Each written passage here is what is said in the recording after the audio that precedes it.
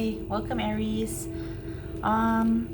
So this is a reading for Aries for the month of May, and the way it works is that we quiet our minds and we go within and we ask to connect to life force energy. We're connecting to source itself because we are source itself. We are of source, making us part of source, and that is where oneness really comes in. There is no separation between us and source and us and others. We are really cells within a body. We each, as a cell, we each, have a job to do, yet we, are still connected to the whole body, and there is, like cells, there is this energy force that is guiding all that we do, and it's not something that most of us are conscious of, yet there it is, it exists. Lots of things falling out. Okay, so let's see what we got for Aries for the month of May. What is the energy for Aries for the month of May? I was feeling some good stuff. I was feeling some that there is some fear for you, kind of still working its way through you. It's something that you are trying to transmute into something better, or into something that feels better, that is more productive, that is contributing to the whole. I was feeling a lot of strength and resilience and fortitude coming through. Fortitude was the word, which is like, it's kind of like, okay, you are at this place now where you realize, like, that was some pretty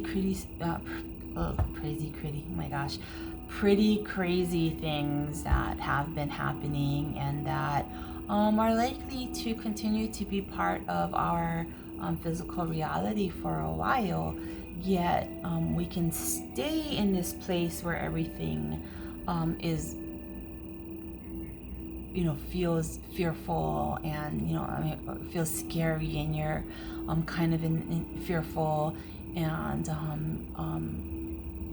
yes, not knowing what the future holds is a very scary place to be. Yet even before coronavirus, there was no way for us to ever know what the future held, right? We know that the future is full of endless possibilities. That's what we know. And it's really up to us to bring forward the potential that is that experience, so it's up to us to really decide, okay, what is the experience that we want to have from this? Do we want to have the experience of being in fear and moving through life from a place of fear, or do we want to have the experience of really being able to see the potential of good, that can come out of this current 3D reality right now, right? And what is that? It's innovation. It's like, okay, things are obviously going to be different from here on out. Like, how can we actually make this work now, right? And so I feel like that's kind of like the place where you're at right now, where like you're coming out of this this fear and worry about the future, or what could happen, and moving more into this space of, hey, I've come through a lot of different things. I can come through this too, and I can come through it in a way that is beneficial, not just for myself, but for others around me. Maybe I'm coming through it with a new perspective of wow, I see now how very important and special to me my relationships really are. And maybe you're also seeing that this drive that you had pre-COVID was not necessarily moving you in the direction that you really wanted to be. That maybe you were getting caught up with, you know, ego, maybe, you know, a drive to be successful with work, a drive to, you know, make more than enough money than you actually need. Maybe it was, you know, a drive to consume the finer things in life and be surrounded with, you know, items and, you know, cars or houses or clothes or whatever. And maybe this experience has, you know, helped you to understand that, hey, that's really not what you wanted. That was really just you kind of following some false idea of what is going to make you happy or what the masses are supposed to do, right? We kind of grow up with this idea that we're supposed to move in a certain direction, that is what is expected of us by society, and then kind of drilled into us by our parents, you know. And maybe you were someone who came from a household where individuality and creativity and thinking outside the box was prevalent. But I think that those experiences are still not the mainstream, but I definitely feel this surge into moving in that direction. Yeah. However, I do feel like what has been the mainstream, what has been the overall societal view in a capitalistic society such as America, in particular, has been that you know, you do the quote unquote American dream, which is you do really well in school so that you can get into a good college. You do really good in college so that you can get a good job, so that you can buy the nice car, buy the nice house, you know, marry the perfect spouse, have the children, and kind of almost like these different layers that you're supposed to move through and that you're supposed to achieve, right? And I think that more and more we're realizing that that's really just something that is put on us rather than something that is actually coming from our soul, you know, something that we really want to pursue or explore or, you know, immerse ourselves in. You know, that has to really come from deep within the self, from understanding self in a very deep and profound way, right?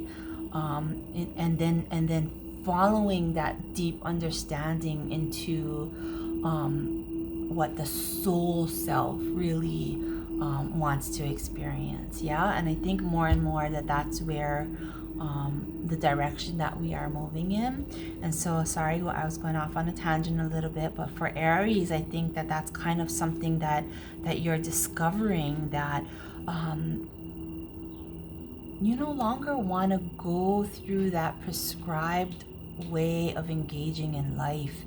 And this whole pandemic experience is kind of helping you to understand that it's really important for you to really go within and know who you are, so that you can engage in life in a way that is authentic for you and is not just you doing what you think you are supposed to do or what was kind of drilled into you as you know, what you are supposed to do. Yeah. So it's really like I just heard congratulations. I like, you know, like, congratulations, this is a huge step for you, just for anyone really taking a step back and being able to observe their life from a different perspective, like being the observer of your own life. Yeah, that's huge, because then you can really see what is working for you and what's not working for you, and what feels good from on a soul level versus what just does not feel good. Yeah. Okay, so I know that was a lot of intro, but that's definitely what was coming, and here are the cards. And so we have the Four of Wands, and this card is really speaking to that that stability that you are trying to find, or that you are moving towards. And this is like a stability of self. This is really like being in this stable place of knowing who you are, knowing what is the foundation of you, knowing what makes you you. That's what this card is, and this is great. And it has you really thinking clearly about things. It has you really like thinking about, yeah, who am I? What is my solid foundation? What is my base? Yeah, that's what this is. And it has you really energized to move in this new direction, this newfound truth that you have. It has you really energized to be moving in towards that, in that direction. And it's got you like you're seeing this new light, this new truth, and you're gung-ho. You want to move towards it. That's you're ready to embrace it.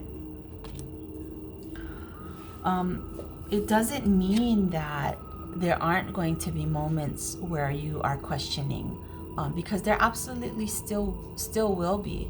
It doesn't mean that you won't, sometimes find yourself in a place of like, what am I doing? What this is crazy. Everything feels disrupted, and I just want to go back to this place where I'm not thinking about any of that stuff anymore. I just want to go back to this place of not being aware, because there is some truth to the statement of ignorance is bliss, right? When you're going through some sort of awakening, when you're looking within and you're finding who you really are, there is a real uncomfortableness in that.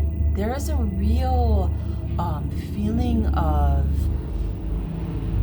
this is crazy.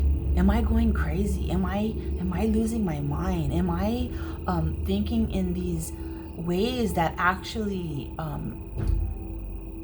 would be defined by my peers and my loved ones or the people close to me as crazy? That's natural to have those questions, and it's absolutely natural to feel like, ooh, you'd rather just not deal with it. You'd rather just go back to like ignorance, because it's much easier. It's you don't have those feelings and those doubts and those questions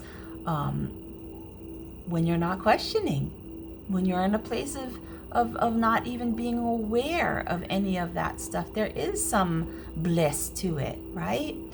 But ultimately you want to move, you want to move quickly towards this really this solid foundation and this clarity that you now are finding in your life. Yeah. But it doesn't mean that it's not going to be, this back and forth, because it's absolutely a process. You don't go from 0 to 100 like that, right? There's all of this in between that really needs to be worked out. Yeah, there's this process. There's these this flow involved with it, and it's a lot of ebb and flow. It's like, moving forward, moving back a little, moving forward a little, moving back a little. That's the rhythm of life. It's this learning new ideas, and and then going out and trying to implement them and incorporate them into your life, and then whatever the experience that you have, you know, you have to step back again, and then you ask yourself, was that, you know, really what is that really what is beneficial for me? You know, I incorporated this new way of thinking, this new perspective, and then I went out there and tried it, and now I'm examining it to see if whether that was really working for me or not. And sometimes it's like, yeah, this really works, great, I'm gonna go off in this new direction, you know. And then sometimes it's like, you know, I don't know if that really is the best approach, and maybe I need to step back again and revise that perspective again, revise that framework, revise that thinking, revise that, you know, what that my foundation a little bit, and come back to something that is that works a little bit better for me, that feels more in balance for me. That is the absolute rhythm of life. But you don't really see that rhythm until you become the observer of your thoughts, until you become the observer of your experiences. And then you start to see that this is the flow. And once you see the flow too, it's a whole lot easier to understand that as you're moving through those lower points, you're gonna come out of it and move into those higher points again. And how you really handle those kind of lower vibrational points is really going to determine how much further up you move above it, right? So when you're in that low area, you know, maybe you started here, right? And you kind of went into this contemplative state where things were uncomfortable and you needed to, you know, review a little bit. And if you did that work, if you did the reviewing, if you did the transmuting, you know, the taking negative emotions and understanding where they came from and why they arose, and understanding how you can work through them in different ways and actually transmute them into something better. If you do that hard work, then when you move out of those lower energies, you actually move beyond the space that you were to begin with. So you're, instead of, you know, here you were before you moved into that kind of that valley, and then because you did the hard work when you moved out of the valley, you're up here now, right? So that's kind of like, you know, where it is. And if you keep doing that work, every time you move out of the valley, you're going to move up a little bit higher. And that's what raising consciousness is. Yeah, that's what that's the road to enlightenment, really. Yeah, is being able to take all of that, take the negativity and really transmute it into something that serves you better, and allows you to release things that do not serve you well, right? It allows you to release beliefs in feelings and whatnot that were based in fear or anger. And of course, really everything, even anger and hatred and all of that, really just comes down to fear anyway. So being able to release those things, that to me is enlightenment, right? You feel lighter when you're able to release those fears.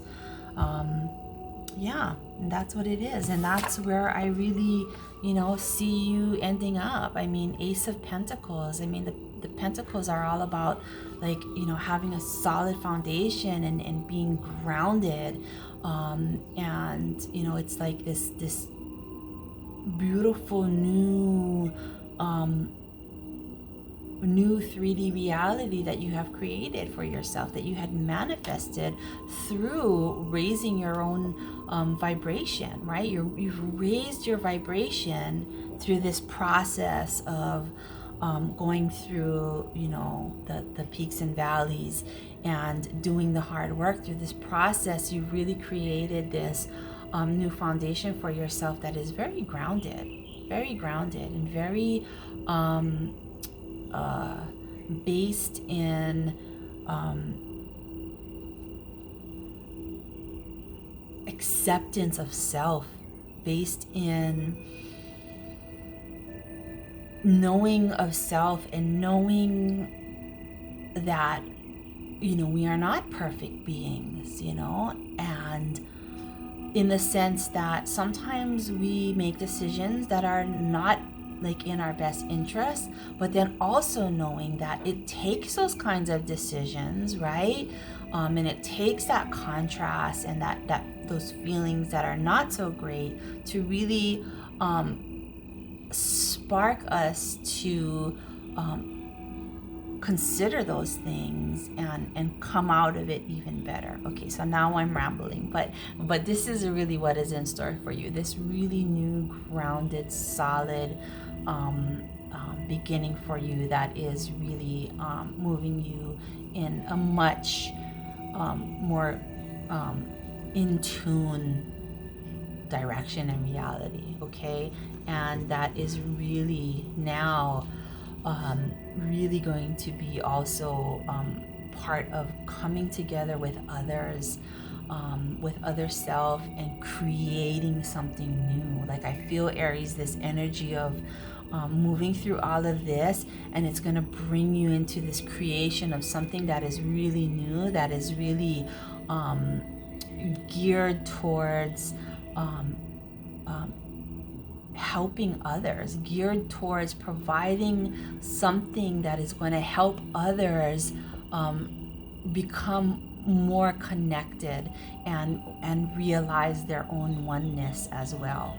Okay, so this is good work that you're doing, and when you do the good work on self, because we are all one, it really is translating into good work for others as well. Yeah, so you do your good work, and invariably, because of that energy that is being emitted from you by doing your work, that is gonna be transmitted into others feeling that as well. Okay, so keep up the good work, Aries. It's not easy work, but it is definitely good work. Okay, alrighty.